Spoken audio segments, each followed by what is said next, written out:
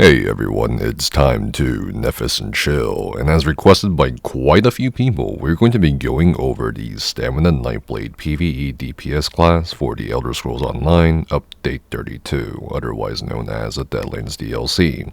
This video guide will be accompanied by a written guide that will both go over not just how to perform your rotation for the best damage possible, but also go over alternative setups as well, so you can get higher parses on your Stamblade.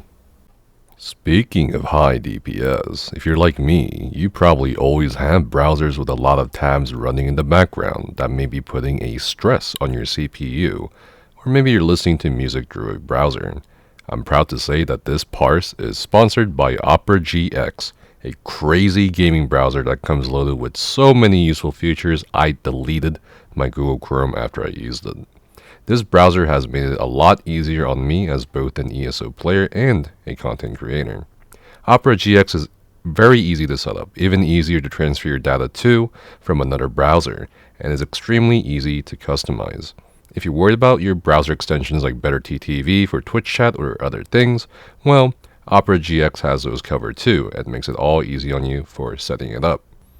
You can even use Discord, WhatsApp, VK, Twitter, Twitch, and other social media channels right there on the browser. You can even listen to music without having to install things like Spotify or opening up a YouTube tab because it's all there too. And the browser is very smart and will actually stop playing music until a tab is finished playing audio. Now you might be thinking to yourself, wait a minute, that's a lot in one browser. Surely it's a lot of CPU usage. But in my opinion, one of the best features of OperaGX is that you can actually control the CPU, RAM, and yes, even the bandwidth usage of the browser while you have something CPU intensive or GPU intensive like ESO up. Besides having a freaking free VPN built into it as well, OperaGX also has what's called the GX Corner, where anything game related, whether it's the latest news or games available for sale or for free, are all compiled here for you to look at so you don't have to go looking yourself. Last but not least, OperaGX is also available as a mobile app on the Android or Apple stores, which you can even connect to your computer's OperaGX so you don't lose all that time you spend customizing or browsing on the desktop. It also comes with a private mode that you can use whenever for whatever. You too can use OperaGX by clicking the link below in the video description and comments to download it free so you can game freely without too much worrying.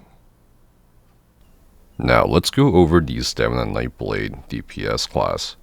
For the showcase of this video, we're going to have a Dark Elf, obviously for other races, Orc, High Elf, or other races in general, like Qkiie, can work, and the differences can be minimal. In terms of the attribute points, you want 64 points into Stamina. The recommended Mundus Stone generally is going to be the Thief for main content potentially, or in groups where it's optimized more for magic DPS, you may have to go with the Lover depending on your choice of setup. Your main parse food is going to be Lava Foot Soup and Salt Rice on the dummy. For content, it could be Dubious Cameron Drone, RTM Takeaway Broth, or even Bystat food, which should be sustainable.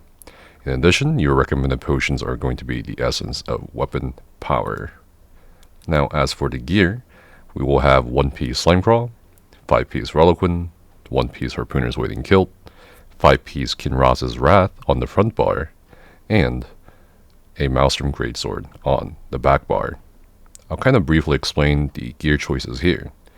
The 1-piece of Slimecraw is the first option most people take for additional critical chance, as it's the only 1-piece bonus that offers more critical chance than other monster sets with a critical chance stat.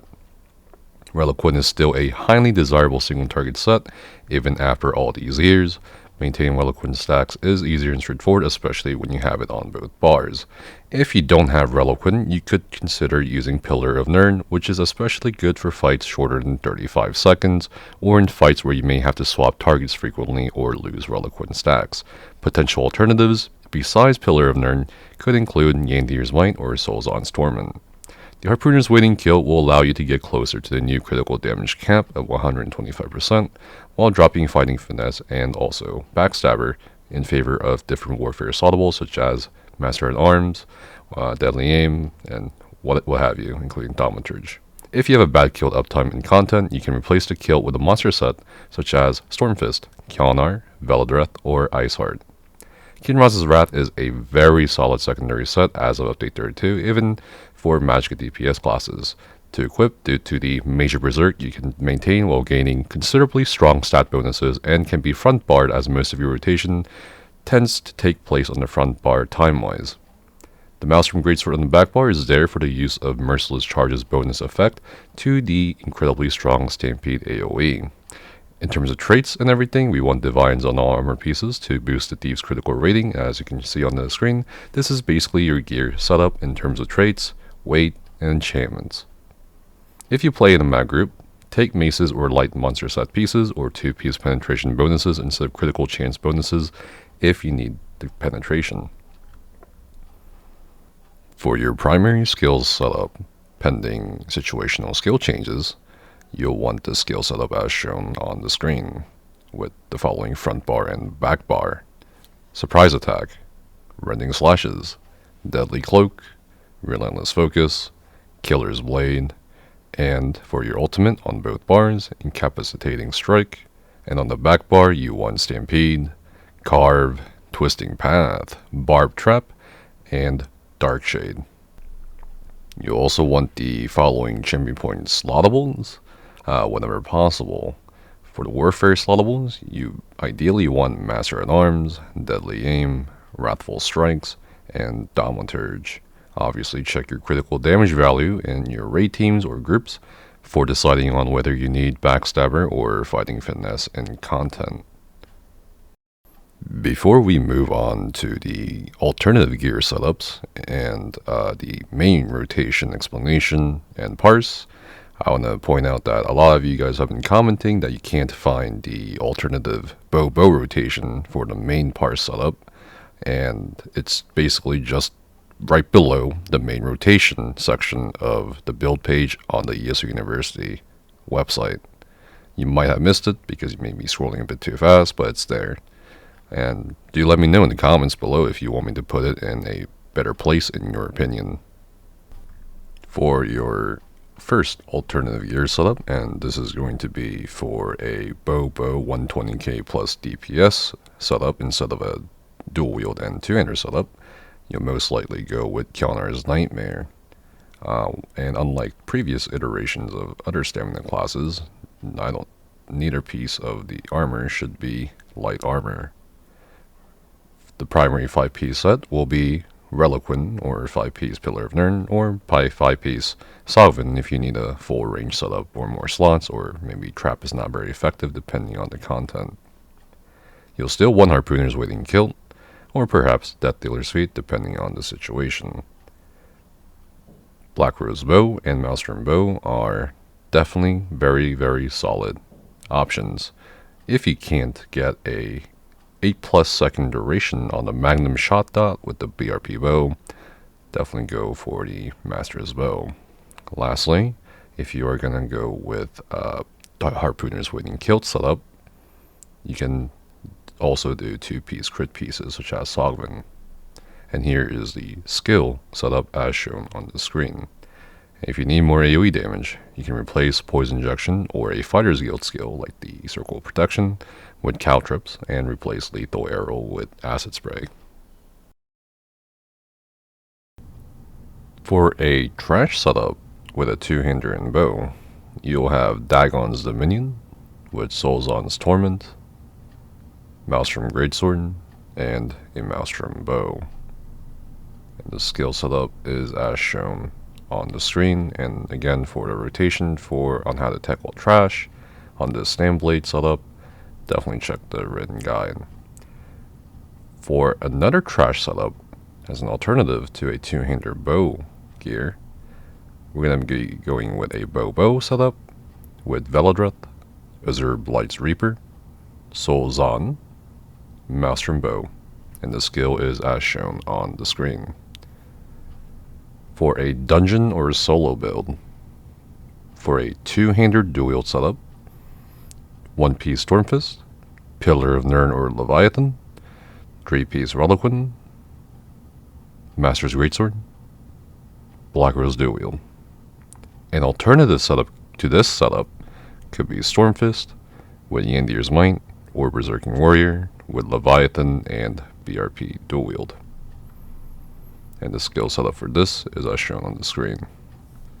For an arena setup on your Standblade, for a dual wield bow spec, One Piece Crag, Leviathan, Soulzon's Torment with Ring of the Pale Order, and Maelstrom Bow, with 2 daggers of Leviathan on the front bar with Nirnhone and Precise, and Poison and Flame Glove similar to our primary setup shown in this video, and the skill setup will be as shown on the screen. For your pre-buffing and opening rotation, get 10 stacks of Harpooner's Waiting Kill before the fight, along with 5 stacks of Relentless Focus if possible without firing it. Drink your potion about 25 seconds before you start a boss fight because you want to get the 20 ultimate gain from the Nightblade's Catalyst passive earlier in the fight. After all this, activate your Relentless Focus, Shade, and then cast Barbed Trap on target. Your opening rotation should look like this, in order with a light attack in between each skill: Stampede, Twisting Path, Deadly Cloak, Incapacitating Strike, Relentless Focus, Rending Slashes, recast as Carve, Surprise Attack, and then Relentless Focus again. A dynamic rotation after your opening rotation, as in your prioritization of which skills you should always refresh or cast first, is the following in order from top to bottom. Carve, as 3 stacks of Carve is essential as it's one of the strongest dots right now in the game. Relentless Focus, whenever possible, fire it, let loose your bow proc. Stampede, Twisting Path, Deadly Cloak, Barbed Trap, Shade, Incap, Rending Slashes, Surprise Attack. Use Incap as soon as it is ready before you proc your Relentless Focus. Try to use 3 or more skills with a direct component after using Incap, such as Stampede, Rending Slashes, or Surprise Attack to fully utilize the potential of the Incap's increased 20% damage debuff on target for 6 seconds. If you don't like the dynamic rotation, you can go with a easy static rotation that's pretty straightforward and can also work well. And the following static rotation is as follows in order from top to bottom: Deadly Cloak, Stampede, Twisting Path, Carve, Relentless Focus, Surprise Attack or Incap if the ultimate is up, Rending Slashes, Surprise Attack, Shade or Trap, whichever needs to be recast first, and then Relentless Focus, and this goes on repeat.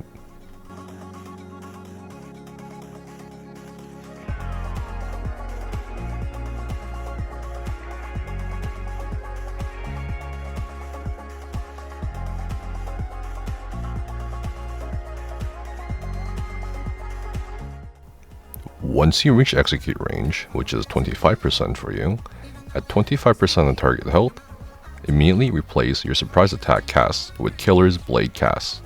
Also, stop using Rending Slashes and stop activating your Relentless Focus bow procs, as you want to keep the stacks at 5 once you hit 25%. At 12% of the target's health, stop using Dark Shade. At 8%, stop using Barbed Trap and Twisting Path. At 5%, spam Killer's Blade with a light attack in between each cast. And that's pretty much it. Again, if you guys want further details, definitely consult the written guide I have for you guys on the ESO University website. I really hope that you enjoy the Standblade rotation, plus the alternative setups, and of course the gear setup itself. If you have any questions about the Stamina Nightblade DPS class, let me know down in the comments below, or you can also join the ESO University Discord whenever, as we are now the 3rd largest Discord for ESO in the entire world. Thank you guys so much again for watching my videos. I hope you have had a great 2021 and will continue to have great days ahead. Thank you for Nefis and chilling, stay safe, and have fun.